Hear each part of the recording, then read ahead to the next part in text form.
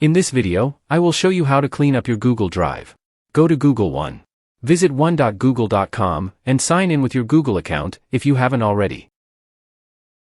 On the homepage, look for a storage section. This gives an overview of how much space is used across Google Drive, Gmail, and Google Photos. Click on Storage in the left-hand menu to access Storage Manager. This feature helps you quickly identify and remove large files, spam, and unwanted emails. Review files to delete.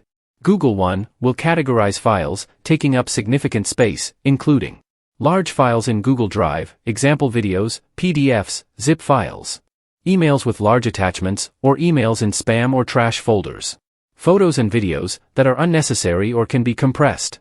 Select and delete. Click on each category, example, large files, attachments in Gmail, review the files, and select those you want to delete.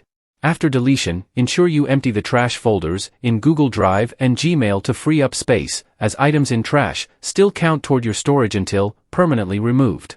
This process should help optimize your storage and free up space in Google Drive and other Google services.